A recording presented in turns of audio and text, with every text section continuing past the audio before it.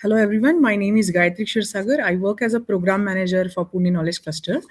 And just to brief you about Pune Knowledge Cluster is set up by Principal Scientific Advisor of the Government of India, and it is the first knowledge cluster established in 2020. We are promoted by IUCA, and we are based in Pune University. This is one of the 8 knowledge clusters set up under the City Knowledge Cluster initiative by Government of India.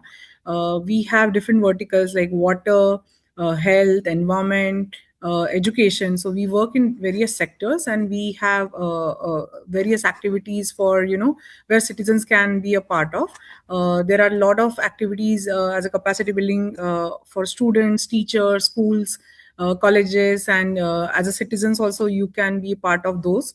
And most of these activities are free of cost. So for more information you can follow us on our social media network. And today, as a part of our Sust-En series, we have with us Dr. Bhakti Devi. So I just give a brief introduction about Dr. Bhakti. So Dr. Bhakti is a civil and environmental engineer with PhD in water management, and she has over 25 years of experience working on sustainable water solutions across Australia and India. Often called the water doctor, she has worked with organizations such as Sydney Water, City of Sydney, and Better Buildings partnerships to develop practical water efficiency programs for commercial buildings and hotels. She is the founder of Jal Smruti. It is an initiative that promotes water literacy and community stewardship of the natural water cycle through tools like citizen water scorecards and regenerative farmer scorecards, helping communities reconnect to Jal, that is water, jungle, that is forest, and jameen, that is land, for regenerative future. So I will hand over session to Bhakti, and we will have a Q&A session at the end. So whoever is having Q&A, either, I mean, during the talk also, they can type in chat box. I will take it at the end of the talk. Thank you so much. Thanks, Bhakti, for joining us. Thank you, Gayatri, and thank you for this opportunity. It's an honor and it's a pleasure to be talking here. So what I'll do is I'll share my presentation. 1 minute. Are you able to see? Okay. So yes, as given the topic, as I mentioned, it's about going from awareness to action. And it is, of course, the ultimate impact, and the goal is for us all to build a water abundant and climate resilient Bharat. So the way I've organized my presentation is that I will take you through a bit of a story about how Jal Smruti got founded, what has been the journey so far, and then what is it that we are going forward, what we are planning to do. And as you can see, we are targeting not just urban water, but also rural water, because, as you all know, 80 to 90% of the water in India is actually consumed for farming. So it's a very important part. And also, of course, urban water is equally important. And I will also be concluding it with some call to action. So just to share the journey and the origin of it, me being the founder, my journey is basically marked by commitment to what I have learned a lot in my work experience in Australia is evidence-based and participatory water conservation. So that's been my experience working for various organizations as engineer in the beginning, but then later on my role moved to strategies, planning, building communities, etc. So it's been a long journey. So I actually left that and then moved to India in 2017. And I dedicated myself to the mission of building, contributing to whatever experiences I've had and see what I can do. And in that quest for water abundant India, I actually derive my inspiration from my relentlessness, because I have got this, relentless feeling, approach to solving a problem, and keep trying and trialing until you get somewhere. So the journey from 2017 to 2021, of course, without any external funds, I conducted some on-ground independent, what I call as action research, because I've been very much trained in that how to do action research, which is not entirely academic research, but it's research you conduct through action, which means you observe, you do critical think, and then you try something and you learn from that, and you keep, to take the next step. So it's that approach I have taken, and then I used it because when I moved to India after about more than 20 years of working away from India, I started in Bangalore. So I started by looking first at urban water situation, and fortunately, because I was in Bangalore, one of the most water stressed cities, it allowed me to really try and look at things as an action researcher, engaging with the community, looking at what's going on, how do I define what the problem is, and then what kind of solutions I can experiment with. And that really led me to developing some tools. And then since COVID happened, I also moved and took the opportunity to look at the rural water ecosystems. So in that process, I built a good network with stakeholders along the way, and that really helped me to get the conviction and clarity that Jal Smruti, an NGO, has to be founded, and I founded that. And since its inception in May 2021, we've been running some foundational programs and projects, of course, again, without external funds, because, it takes a while for any NGO to build its base. So, and we have had a good, strong leadership of our founding directors, apart from myself. So our vision is very much, because as I was talking to Gayatri before the talk, that my own experience in this field is driven by, as I said, participatory, evidence-based programs and policies and projects. So because of that, that informs everything we do at Jal Smruti. So our vision is empowered and enlightened citizens who are actively working towards restoring and maintaining our legacy of, Sujalam Sufalam Bharat, which is water abundant and very resilient Bharat. And the way we want to realize that vision is by empowering grassroots, which means when you look at the cities, it's the citizens or the water users in the urban areas. And when you look at rural, it's the farmers. So how can we empower them with tools to help them understand and restore the local water cycle, which is very much within their, influence and control. And also that is at the grassroots, and also making sure that we are able to seed a culture of evidence-based plan making and policy making at city and village administration level.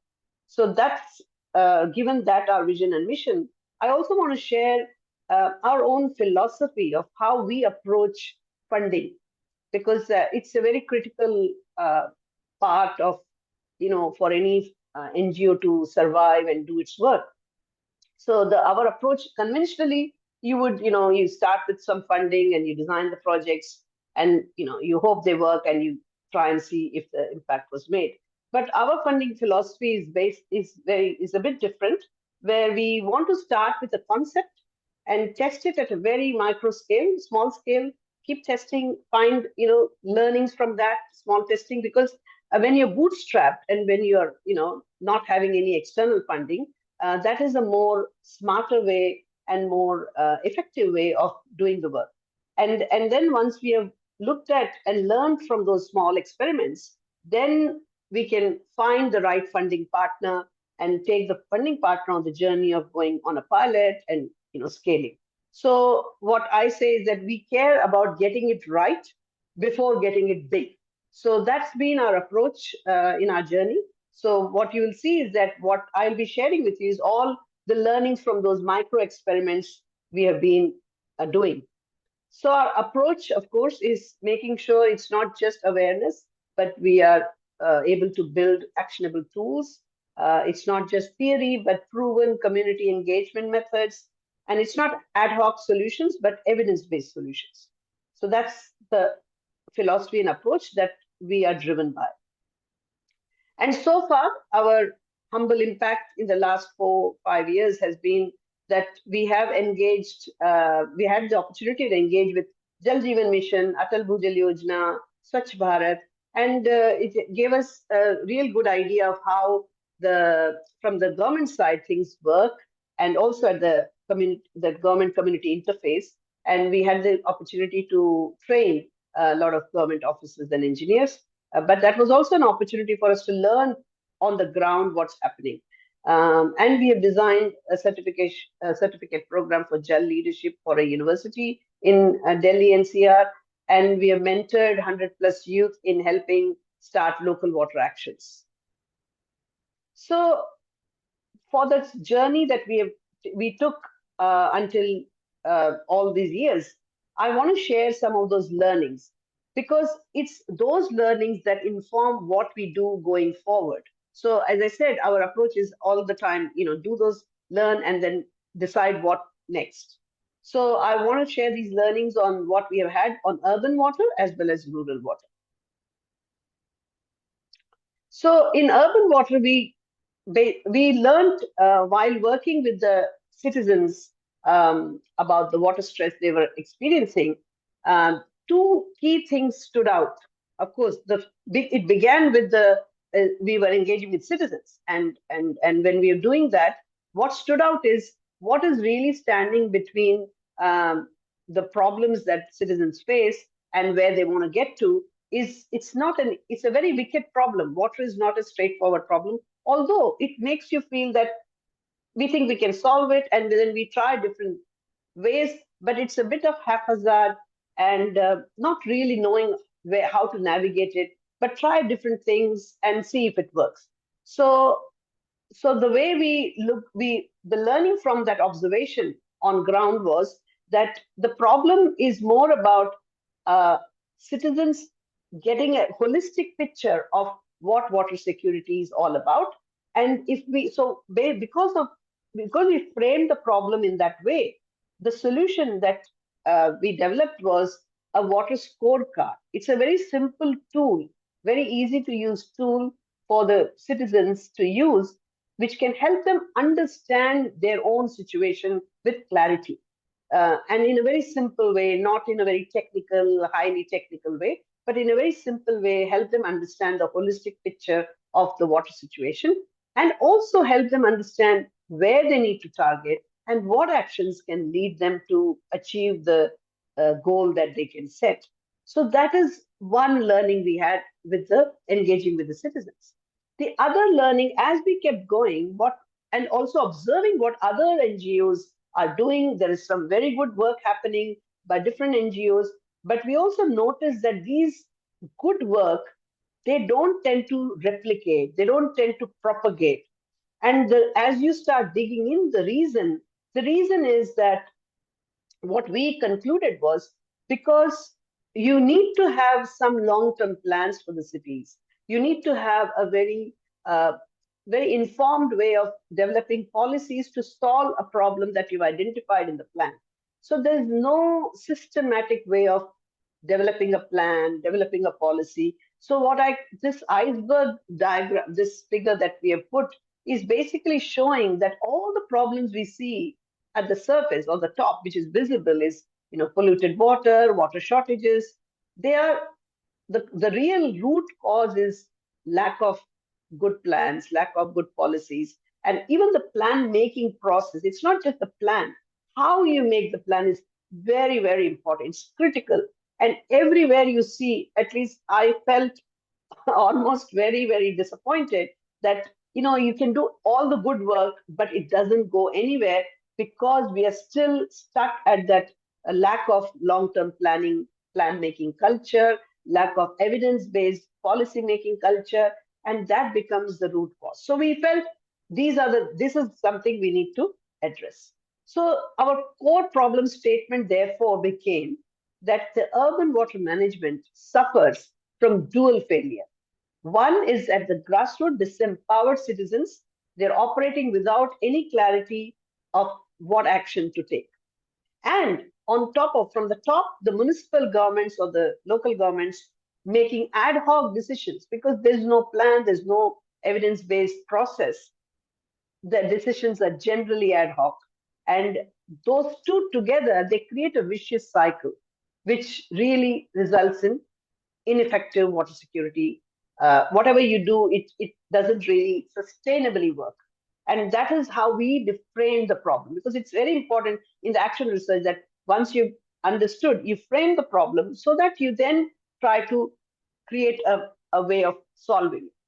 So to elaborate further, so citizen level disconnection, there's like they lack actionable knowledge about what are the elements they need to look at for personal water security.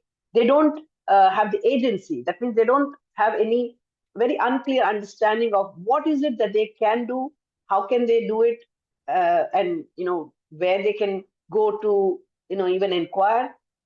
So that is a big problem. And the engagement barrier is also because the water systems, as I said, are very complex. And they really create this perception of helplessness.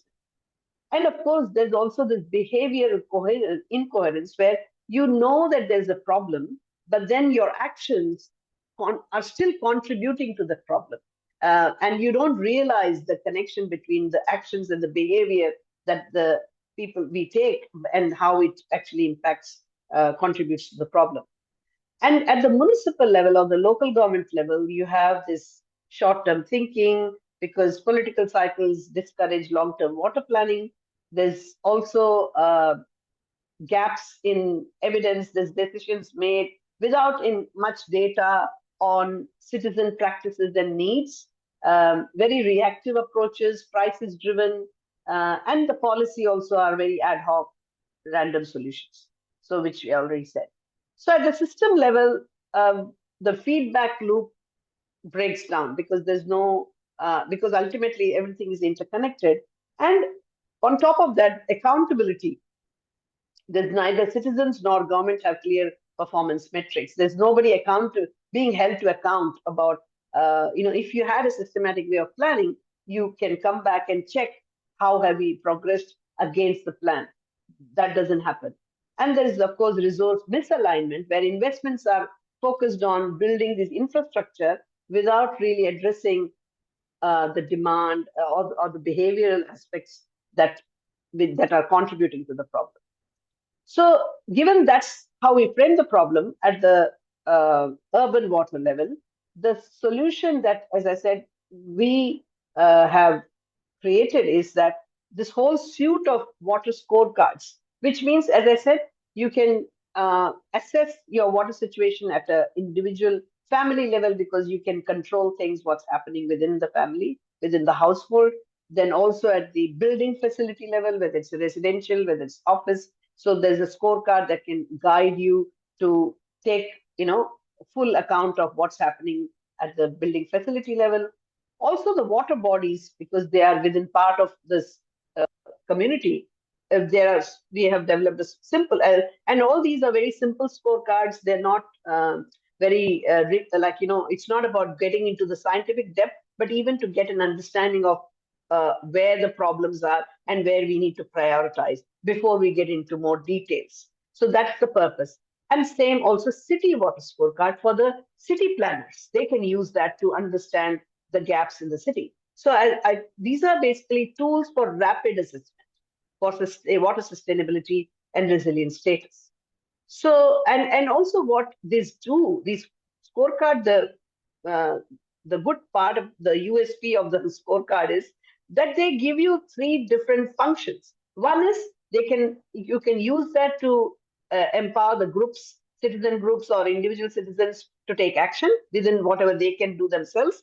And as you start doing it at a city scale, many more citizens start engaging, then it can create enough aggregate data and evidence, which the city can use to plan and to inform the policies, to inform the design of a program to encourage, citizens to do the right things. So it's really, and also then you can use the same scorecard to go and do monitoring and evaluation of before and after, the program. So this is what we have articulated as a solution to the problem we have framed. So it's, as I said, it's a simple scorecard which assesses you, allows you to assess the building facility against water efficiency, against groundwater sustainability, water circularity, and also green vegetation. So it's not just about drinking water scorecard. It's a all is integrated water scorecard. So that's what is about the so what we think the way that this scorecard can be utilized, and we have been doing this at very small scale with citizens, with building facilities, with education campuses, but ideally its use is to do it at a at a city scale by involving more citizens. City could sponsor, conduct, use this tool to conduct the use the scorecard to conduct the assessment, and then get the data and also help the citizens to do it. So basically, it allows individual citizens to move from awareness to understanding, a good specific knowledge. It gives them, it moves them from helplessness to taking some actions. And also the actions that are identified are also very systematic to address specific problem. And, so there's very clearly you can make the measurement and engagement. It allows you to participate. And the way municipality can use is to, as I said, to use it as evidence-based long-term strategic plan for prioritizing, the issues within what to solve, and for carrying out implementation and evaluation.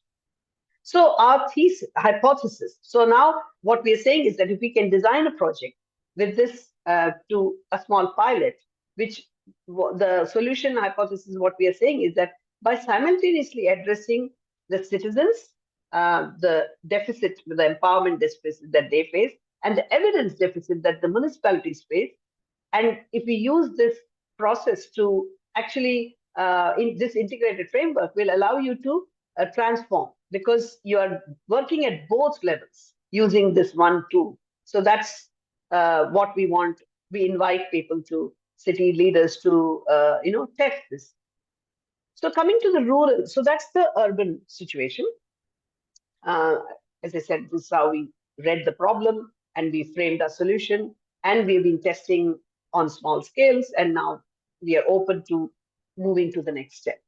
So rural water is, well, how did we try to understand? Because when I was working as part of the Atal Bhujal Yojana, I was noticing how that program basically brings together all the water efficiency measures together to promote to the farmers, so that the groundwater sustainability. So the idea is that if you use less water, that will impact you're extracting less groundwater for your irrigation, and that's how you're trying to sustain your sustainable groundwater. But interestingly, it was my reading that the entire focus was on water efficiency, water use, how to do some watershed projects to store water. However, what was not really being addressed, because one of our core thing is to say that sustainable water management is a result of maintaining and sustaining the local water cycle, which is the interplay between the soil, water, and the vegetation. So once you take that approach, and once you understand that science, which is what drives natural water cycle, you can immediately notice that the applying chemical fertilizer is actually, after doing everything in the program, if you still allow farmers and not encouraging the farmers to move from chemical fertilizers to the regenerative farming practice, encourage, not to say mandate, you are really not achieving, because you're not addressing the root cause. Because everywhere, as you can see in urban water, we are trying to target the root cause. The root cause in rural water we identified was the whole chemical farming process. So what happens is, when you apply the chemical fertilizer, the soil completely dies and it becomes compact. It results in two problems. One is reduction in the water retaining capacity of the soil, and also the infiltration capacity. So both of them then lead to, the first one leads to requiring more water to irrigate. So you are drawing more water, and the lack of reduction in infiltration capacity reduces the recharging. And together they are building, basically it's creating a vicious cycle, and you're depleting the groundwater. So we have to take a systemic approach to really understand the problem at its all the interrelationships. So this is the understanding we arrived at. This is what we define the rural water problem to be. Now, the solution, of course, is because now the solution is, we all know, it's regenerative farming. However, because we know that once you start regenerative farming practice, the natural ability of the soil is restored, and the water also becomes easy to infiltrate, retain, which by requiring less water, and everything comes back into a sustainable water. That's what sustainable water management is. However, and so what is regenerative farming? Regenerative farming is a set of practices. Okay, so there are a set of practices. There are about 5 different categories of practices which the farmers have to shift and change. Some of them they may be already doing, but the idea is that if they can change all of them, then we can say that they are doing regenerative agriculture farming.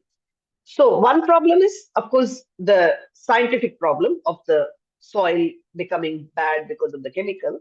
However, the other human side of the problem is that the problem statement, the way we define it, that it's not easy to shift from what you've been doing for many years suddenly to go regenerative farming, right? So this, and it's a real barrier because it's a lot of changes, and also in all the uncertainties the farmers work, they're very risk averse, and understandably so, that they don't want to suddenly change the practice not knowing where it will lead them to.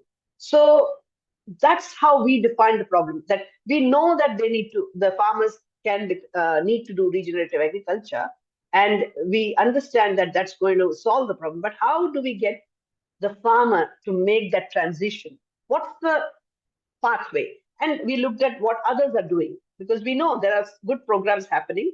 And so first, understanding the farmer level behaviors, as I said, they face significant risk when changing very highly established practice, and they are averse to that. There is also deep-rooted traditional methods.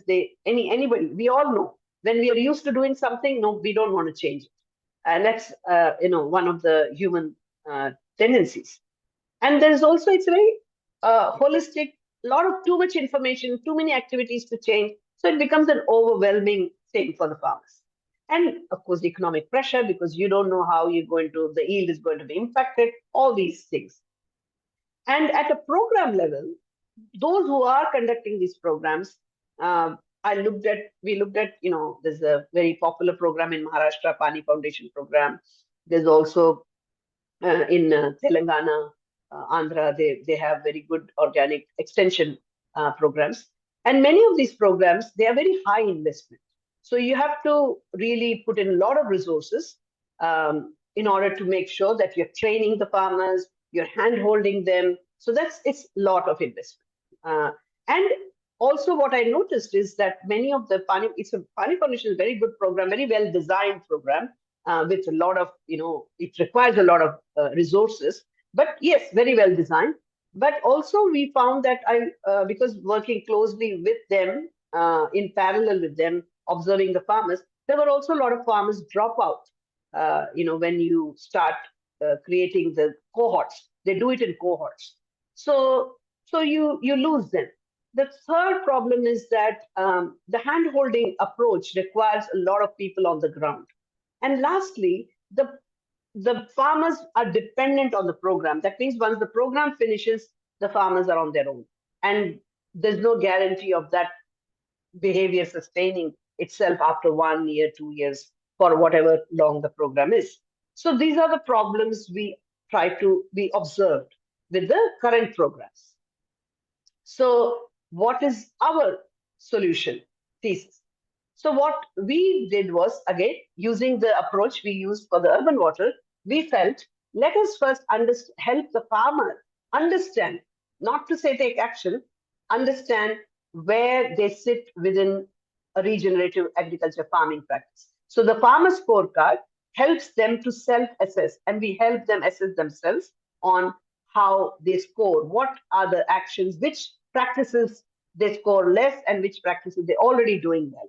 And that gives some clarity to the farmer. It also, that engagement process also informs and educates the farmer about these practices. Okay, but this is not the stage where they are being asked to change. They're just being, they're assessing themselves and learning where they are at. And then what we think will work, and again, we have been doing micro experiments, is to combine that with peer-to-peer learning, which means when the farmers learn, they learn best from their own peers. The farmers, if some farmer is doing a good practice, other farmers can come and learn from them directly. They can ask all the questions. And that's something that actually is more sustainable. That means we are creating this whole culture of knowledge sharing. And yes, and we have been facilitating these small conversations to observe what the peer-to-peer learning, in what format it works. We did many different types. We took them to a farmer in another town to show and to ask questions, and brought them back. And then, but then we found that if it's farmer from very different town, because there are some very good farmers who have done very, very good projects. So we organized farmers to mobilize and take them. But that doesn't, it may change, it may make some of them think, but doesn't really sustain itself. So the idea is that, what could that peer-to-peer learning model look like within neighboring villages and farms? So the idea is that, if we can, the farmer scorecard informs us which farmers are doing good practices and which farmers need, to change the practice, so that we can match the farmer, mentor farmer, and the learner farmer together, and facilitate those processes. So that's currently we are kind of working on a small pilot on observing and designing that peer-to-peer learning in a way that by learning at a small scale. So why the peer-to-peer learning model works is because it's and we are only doing one practice at a time. We are saying that you don't have to change everything. Now that you know you need to change 4 practices, you can start with one, and they are matched with the other farmer who's doing a good practice. They can learn that, come back, and then go to with that confidence they can go to. So it's not asking them to change all the practices at the same time. So that's our tweak to the thing. So one practice at a time, it allows them to learn from their own successful peers, which increases the credibility, right? And also farmer-to-farmer communication means they can ask any questions, they don't have to worry, and they're really asking all the questions and sharing all the problems they faced before they became successful. So it gives them that, they're not having to repeat the mistakes the successful farmer has made. So it really helps build that trust. And also it's a cost efficiency, because once we have created these networks, then the farmers can learn from each other and carry on and improve the practice. So, and the farmer scorecard itself, so as I said, it's the way it's created is we have these 5 different practices, a category of practices. So they are assessed against on all those 5 categories, and then they understand where the gaps are, and that helps them to then focus on which ones they want to change. So, and the peer-to-peer learning model, there's enough evidence in some other areas also that peer-to-peer learning can actually be very sustainable and effective. So our solution hypothesis, because we are testing this at very, very small scale, is by making the adoption process modular, socially embedded, and self-reinforcing, our approach could potentially resolve the tension that we currently have between like a lot of changes that regenerative agriculture requires and the incremental, decision making. So if we can make that into small actions, changes, then and also facilitate it in a way that they are learning from their own peers, it can actually create a good model. And that's what we are testing at the moment. So given all that we are doing, and so far we have been doing, and we are moving, forward on those experiments, I feel there's core opportunity for all the stakeholders, because we offer ready to pilot tools, because we still want the next step we want to go to is piloting those concepts that we've been testing. So we have ready to pilot tools and concepts for transforming both urban water systems and rural through collaborative multi-stakeholder and grassroots engagement. That's the important and the unique bit. So we have this 4-pillar engagement framework. We focus on how can we, continue to form partnerships and collaboration to do the citizen empowerment. Then with schools and college campuses, also we have the opportunity to partner and create opportunities for that engagement. And of course, at a city leadership level, how can we, handhold and demonstrate, show how to do evidence-based water planning for a city or for a ward or whatever. So partner with city leaders and of course partner with CSR funding managers, because I believe that it is, of course, we all know, all those who have worked in the NGO sector, getting CSR funding is very challenging. It's an extremely challenging thing because for new NGOs, particularly, we struggle because they are always looking for very highly experienced. Secondly, they always have already decided what to do. So there's a very operational implementation that they want to do, which is okay, which also is important. And I believe that there's enough CSR funding in India. It's a very great source of funding at the moment, where the good fund managers are looking for good projects. So if we can be ready with all these ready to pilot things, we would like the fund managers to be on the journey and learn from the pilot so that they are feeling confident to put their CSR funding into the scaling side of the stage of the project. So so we continue to work and develop these concepts and test these and keep them ready with a very clear vision of what is possible to do. And they're all evidence-based. So it gives confidence to us and it can give confidence to the fund managers as well. So I want to conclude with call to action for each of the target groups.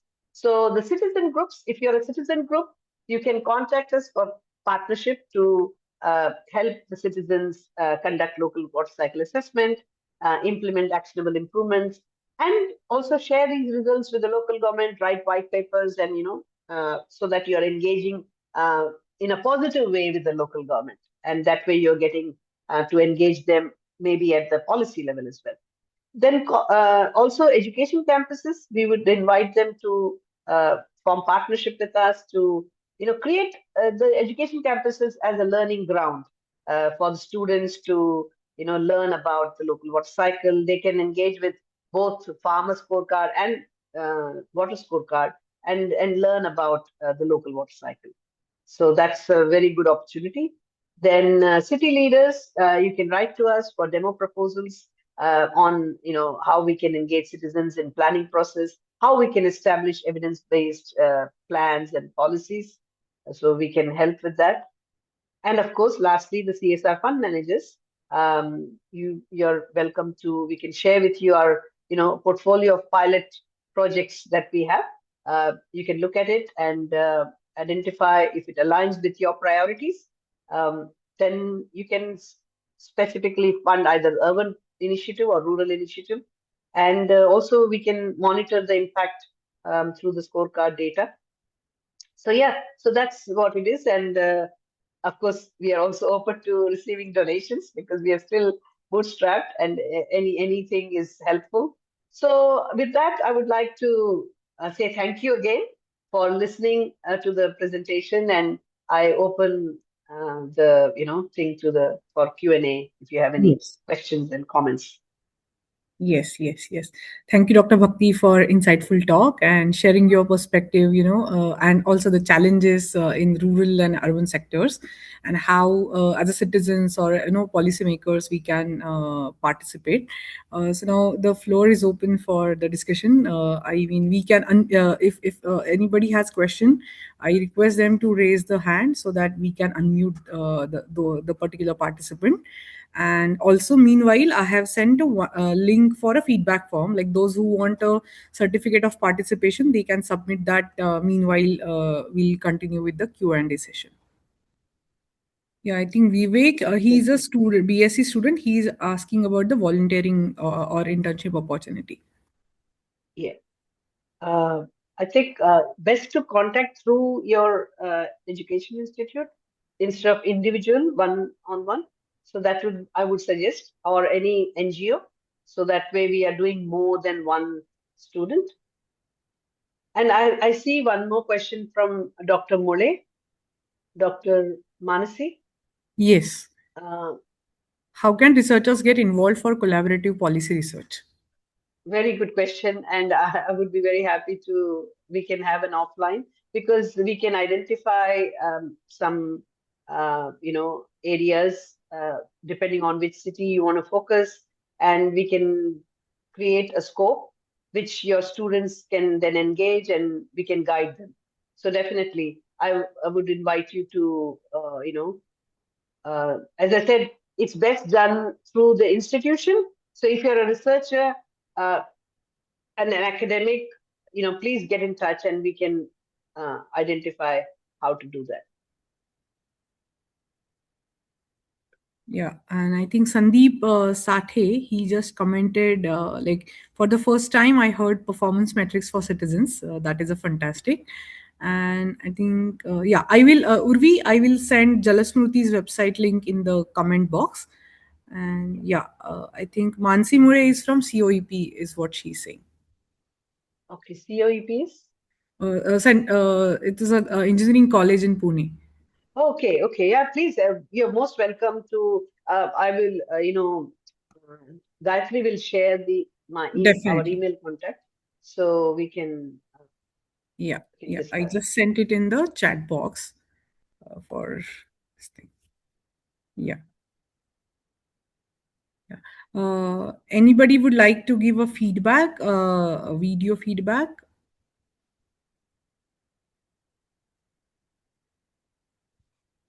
Yeah. Madhvi, do Yes, you want to talk? We can unmute you in that case. Madhvi Kolte. yeah. Yeah. Sheetal, can you unmute Madhvi? Yeah.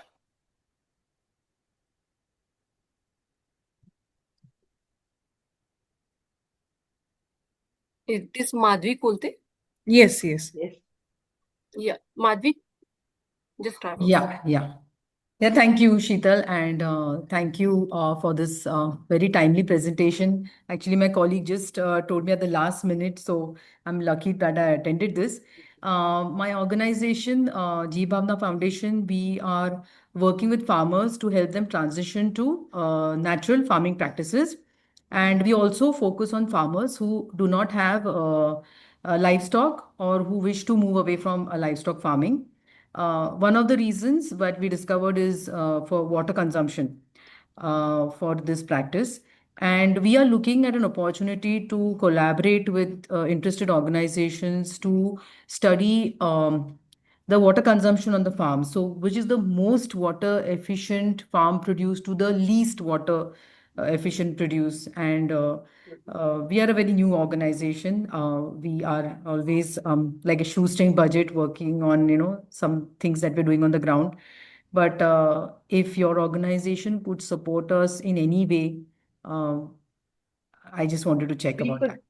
Yeah, so Madhvi, like you, we are bootstrapped. So what we do is we can become knowledge partners, but not funding partners, Sure. because we are all looking for funding. So knowledge Yeah. partner is what we call ourselves. So that Okay. way we can guide you, we can provide you the tool, and we can Mm-hmm. collaborate on how to, get the farmers to understand uh, themselves, what their practices are, and so that's what the tool is for. The farmer scorecard tool is one way Right. we can show you how to use that tool to do the survey of your farmers. And that Mm-hmm. does two things. It also informs you in terms Yeah. of the farmers, how they are, and the Yeah. farmer also learns in that Yeah. process. So it's not just about collecting data. It's about, Yeah. firstly, how can it help the farmer? And then Correct. it also helps us, because when we've Correct. done 10 farmers, we start understanding the pattern. Yeah. That works. Absolutely. That works. Yeah. No, we'll be very happy to engage. As I said, we So are what is the already having. Mhm. sorry, Yes. please continue. No, that's fine. You I, you were asking. I wanted to know what is the way to connect with you? Yeah, so please email and also once you email me, Yeah. we can schedule a separate Yeah. talk, like Yeah. a meeting, online Yeah. meeting, and we Yeah. can plan. Sure. Yeah. Thank you so much. Yeah. No problem. Yeah. Thanks, Bhakti. Any other questions? Yeah, Mansi, I have sent Jal Smruti's email ID. Just a minute, I just repeat it again. So you can contact Bhakti directly. So I have sent a link to Jal Smruti Foundation. Yeah. Any other question?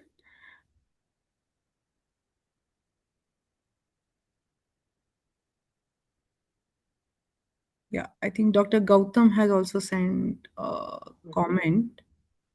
Okay. Just missed out. There are a lot of chats. So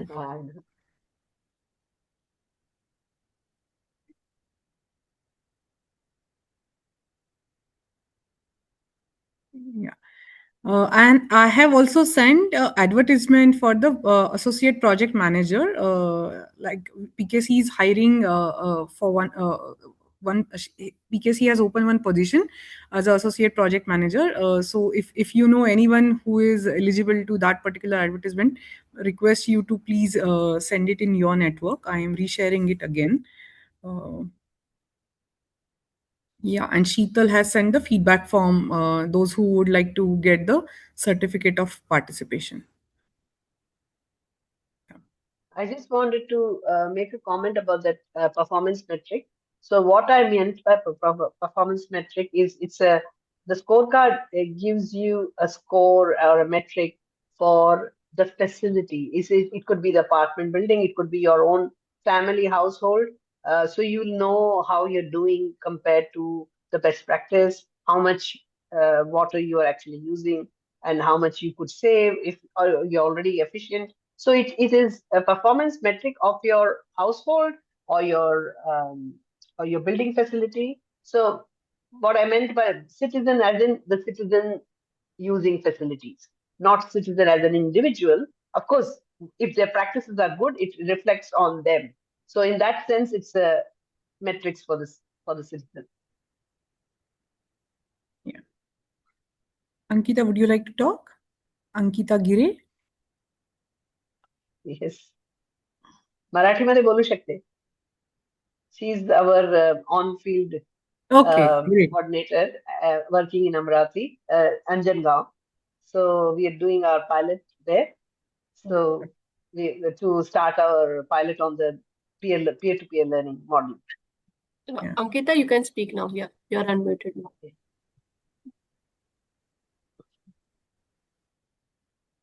I think she probably was just attending, so Yeah, it's okay. might be. Yeah, and Dr. Gautam Darvi has commented like allocation of water, stock of water, distribution of water, perfect utilization of water. The above elements are very important as like water as a resource, and the problem Yes. for urban and rural areas of water are different, is what he said. Yes.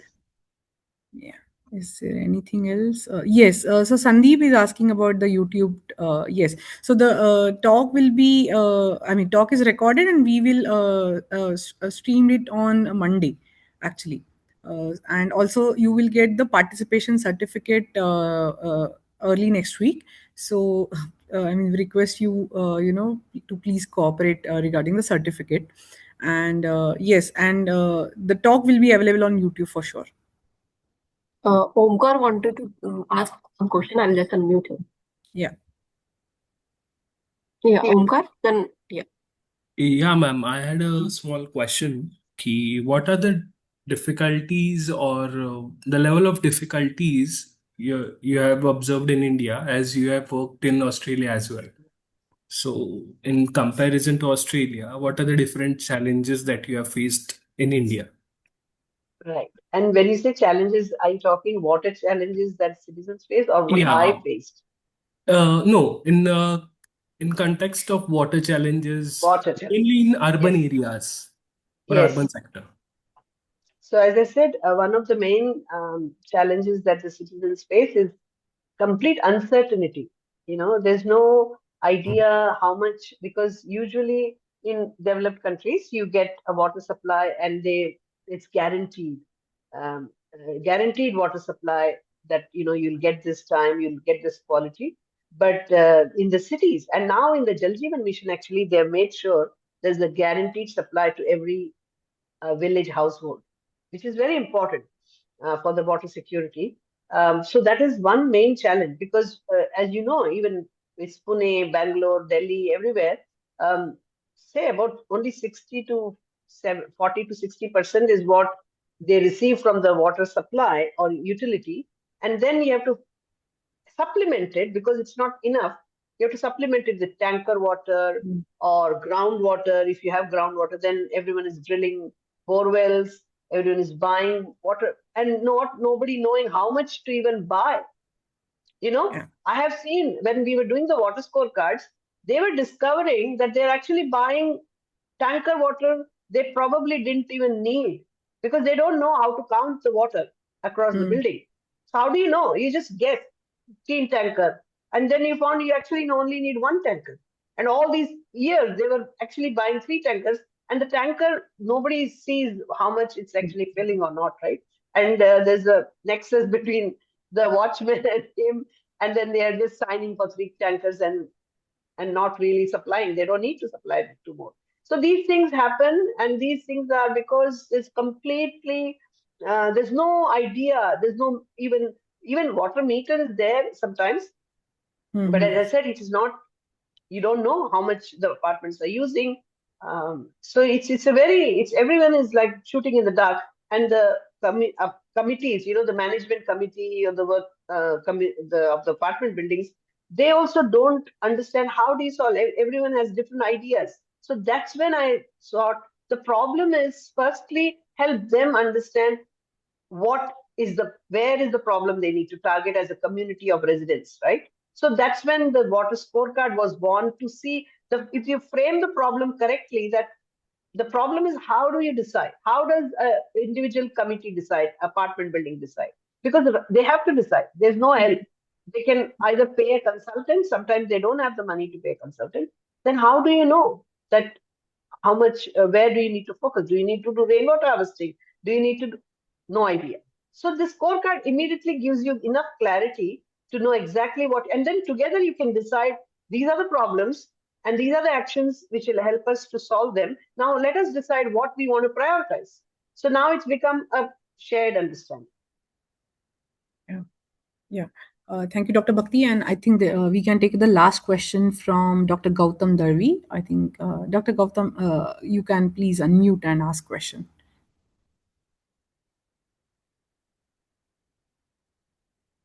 Yeah, Mr. Gautam. Yeah. You can. You're listening my voice, please? Hello. Yes, Dr. Gautam, we can hear you. Yeah, ma'am, namaste. I'm a retired person for economics department as a chairman director of them. One thing is, and my research for water resource and water management side. I'm a member of groups, I'm a member of papers, I'm a member of census type of the review of the papers. Ma'am, one thing very important part of that part. So water There's some noise availability. in your background. Yeah, we So I can't can't hear hear. clearly. We can't hear you. Hello.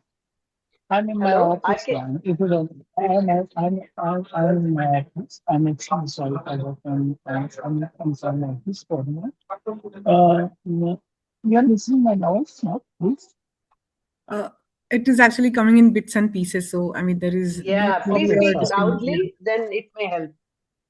Ma'am आता मी तुम्हाला एकदम स्पष्ट भाषेत विचारतो आता मराठी समजतं हा, मराठी हो, समजतं. येतंय बोला. डॉक्टर गौतम, ऐकू हा, येतंय मराठी. आम्हाला, पण फक्त त्या थोडंसं मध्ये काहीतरी बॅकग्राऊंड नॉईज येतोय. हा. आता इथे मी ऑफिसमधून बाहेर निघत आहे त्यामुळे बॅकग्राऊंड नॉईज येत असेल. ओके. मला थोडं असं म्हणायचं आहे की water availability 18-20%. 80% for the rain and 20% for the ice water. Okay. Hello. Hello. We समझलो didn't नहीं get your question. लक्षात नाही दे. Can you type in the chat box, Dr. Darvi? Okay, मैं मैडम Sorry. से मिलकर बोलूँ. Yeah, or मैडम otherwise से- I can send her contact details and you can Yeah. send a Thank message. you, sir. Thank you for today's session. She'll give you And the thank you. email address. Please Yeah, share why not? the Sure. email Why not? address. Sure. Why not? Sure. Gautam Dalvi, 63@gmail.com. I sent you. Please. I have number of research in water and water management, even and that. UGC have accept my major project and minor project for water and water development. And water management. So very happy to see your guys. Very Sure. innovative lectures for you. Thank you. And thank you very much. And thank you very much. Yeah, thank you, Dr. Gautam. Now, Thank yeah, so we will take a quick group photo, and then, I mean, again, I would like to, make a quick announcement. I know where because of this is online. Okay, all right. Will you open for them? Shidal, can you please unmute Dr. Gautam? Yeah. There is a couple of announcements. One regarding certificate. I think most of you fill the feedback form, and we will send you certificate early next week. The second will be the link to the YouTube recording would be live by Monday or Tuesday, so you can access the talk again. And Dr. Bhakti is very kind to share her presentation. So those who have attended, we can send you her PDF, I mean the presentation in the PDF format early next week. So these are three announcements. Then we'll have a quick group photo. And again, just to remind you, I have put a advertisement about our new position in the water project. So if anybody in your network is interested, please send the link which I'm posting it again. Yeah, so that is about the session and announcements. So I request everyone to please turn on their cameras so that we can quickly take a group photo. And I thank Dr. Bhakti once again because she's right now in Australia and she's very kind to join. It's an odd time for her, but we are really thankful to join this session and share your perspective on water. Yeah. Thank I request everyone to please turn on their cameras so that we can quickly take a group photo. Yeah. Thank you everyone for joining the talk, and please follow us on all the social media handle for more updates and our next talk in the series. So we will be having another session on 21st of April by Dr. Priyadarshini Karve. She will be sharing, she is a founder of Samuchit Envirotech, and she will be sharing her entrepreneur journey in the environment sector. So please stay tuned for the next talk. Thank you once again, everyone, for joining the session. you, Gayatri. Yeah. Bye-bye. Thank